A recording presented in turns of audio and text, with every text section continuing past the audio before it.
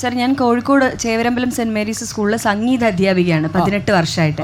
അതുകൊണ്ട് ഏറ്റവും കൂടുതൽ കുട്ടികൾ കാര്യങ്ങൾ തുറന്നു പറയാൻ ഞങ്ങൾ സ്പെഷ്യൽ ഡിപ്പാർട്ട്മെൻറ്റ് ടീച്ചേഴ്സിനോടാണ്. അവരെ ആ മനസ്സ്, കാരണം മറ്റ് സബ്ജക്ട്സിനേക്കാൾ അവർക്കൊരു ഇത് കിട്ടുന്നത്, നമ്മൾ വരാന്തേ കൂടെ പോയാൽ അവർ പറഞ്ഞു ടീച്ചറെ ഒന്ന് വരും, മാത്സ് പീരീഡ് 2 പീരീഡായി സബ്ജക്റ്റ് എടുക്കുന്നതെന്നൊക്കെ പറയും. അപ്പോൾ ഇത് കുഞ്ഞു ക്ലാസ്സാണ്. ഞാനിപ്പോൾ സാറ് മാർക്കോൻ്റെത് ഇവിടെ കുറേ പേര് പറഞ്ഞപ്പോൾ ഞാനിതൊന്ന് സാറിന് കാണിക്കാമെന്ന് വെച്ചാൽ, ഞാൻ 2ാം ക്ലാസ്സിൽ സബ്സ്റ്റിറ്റ്യൂഷൻ കിട്ടിയിട്ട് ഞാൻ പോയിരിക്കുമ്പോൾ 2-3 പേര് ചിത്രം വരച്ചിട്ട് എൻ്റെ അടുത്ത് ഇങ്ങനെ കൊണ്ടുവന്നു, രശ്മി മസ്ത് ഞാൻ വരച്ച ചിത്രം ഇതെങ്ങനെ. അപ്പം ഞാൻ നോക്കിയപ്പം ഇതാ മാർക്കോ സാർ കാണുന്നുണ്ടോ, ബ്ലഡ് മൂവി, കൈ മുറിച്ചിട്ട ചിത്രം, ഞാനത് ഫോട്ടോ എടുത്ത് വെച്ചതാണ്. കുഞ്ഞു മനസ്സിൽ നിന്ന് വന്ന, എല്ലാവർക്കും കാണുമെന്ന് എനിക്കറിയില്ല. പിന്നെ ഒന്ന് 2ാം ക്ലാസ്. പിന്നെ ഇതാ കണ്ടോ, നമ്മുടെ ഉണ്ണി മുകുന്ദൻ സിഗരറ്റ് വലിച്ചു നിൽക്കുന്ന അവരെ മനസ്സിൽ അത് സെക്കൻഡ് സ്റ്റാൻഡേർഡ്. ഞാൻ എന്ന് പറയുന്ന ഒരു ആശയമുണ്ട്. നിങ്ങൾ സ്ക്രീനിൽ കാണുന്നത് അവരെ മനസ്സിൽ സ്ക്രിപ്റ്റ് ആക്കി പ്രവർത്തിപ്പിക്കുന്നതാണ്. അതാണ് അവര്. അപ്പൊ ഞാനിത് മാർക്കോ തന്നെയാണ്. മാർക്കോ അതുപോലെ സിഗരറ്റ് വലിച്ചിട്ട് നമ്മൾ 2ാം ക്ലാസ്സിൽ വരച്ച പടം എന്ത് വരുന്നു ടീച്ചറെ, ഓർമ്മയുണ്ടോ? സൂര്യൻ ഇങ്ങനെ തെങ്ങോലകൾക്കിടയിൽ നിന്ന് വരുന്ന, കുന്നിന്റെ മുകളിൽ നിന്ന് വരുന്ന പടമല്ലായിരുന്നു വരച്ചത് അല്ലേ? 2 കുന്നുകൾക്കിടയിലെ സൂര്യൻ, അല്ലെങ്കിൽ വാഴക്കൊല, ഇതായിരുന്നു നമ്മൾ വരച്ച പരമാവധി ചിത്രം അല്ലേ? ഇപ്പൊ മാർക്കോ നല്ല ചുരുട്ട് വലിച്ചു നിൽക്കുന്ന പടമാണ് 2ാം ക്ലാസ്സുകാർ വരച്ചു വെച്ചിരിക്കുന്നത്. This is what I was saying initially also. Role models കാണിക്കുമ്പോൾ they want to be the role models. They want to be like them. Yes. ഈ റോൾ മോഡൽസ് ഒരു അപകടമാണ് അല്ലേ സർ? തീർച്ചയായിട്ടും അതിനെ പറ്റിയിട്ടുള്ള വാലിഡ് പോയിന്റ്സ് ഒക്കെ ഒരുപാട് ഇവിടെ ഡിസ്കസ് ചെയ്തു. പക്ഷേ എൻ്റെ ഒരു പേഴ്സണൽ അഭിപ്രായം ഞാൻ പറയുന്നത്, ഒരു കാര്യം കൂടി ഞാൻ ആഡ് ഓൺ ചെയ്യാണ്.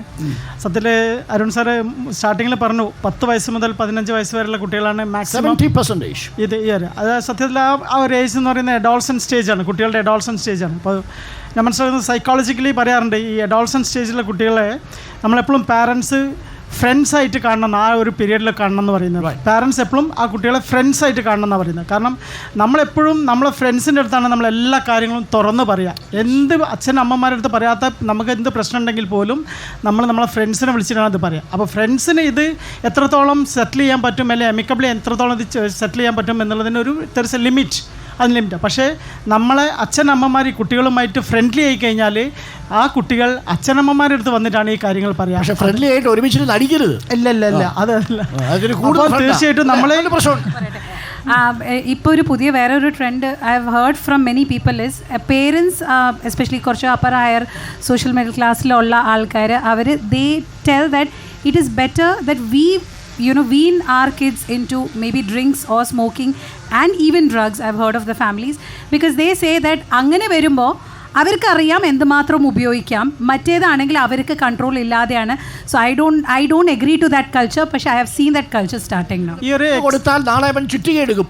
ഈ ഒരു എക്സസ് അവൈലബിലിറ്റി ഓഫ് ഈ ഒരു ഡ്രഗ്സ് ഉണ്ട്, സിന്തറ്റിക് ഡ്രഗ്സ്, അത് എങ്ങനെ കൺട്രോൾ ചെയ്യാൻ പറ്റുന്നുള്ളത് നമ്മൾ വളരെ ചുരുങ്ങിയ വാക്കുകളിൽ സമയം അവസാനിച്ചു. സർ, ഞാൻ ഒരു ആഴ്ചയിൽ ഒരു 500-ൽ പരം കുട്ടികളെ, പ്രൊഫഷണൽ കോഴ്സസിൽ പഠിക്കുന്ന കുട്ടികളെ കോഴിക്കോട് ജില്ലയിൽ ഹാൻഡിൽ ചെയ്യുന്ന ഒരു സോഫ്റ്റ് സ്കിൽ ട്രെയിനറാണ്. അപ്പോൾ അവിടെ പഠിക്കാൻ വരുന്ന കുട്ടികളൊന്നും പ്രിവിലേജ്ഡ് അല്ല. ഇന്നിവിടെ സംസാരിച്ച ഒരുപാട് പേര് പ്രിവിലേജ്ഡ് ആണ്. Parents have time to spend with their kids. The kids are going to better schools. ഇപ്പോൾ രേണു പറഞ്ഞ സ്കൂളാണെങ്കിലും.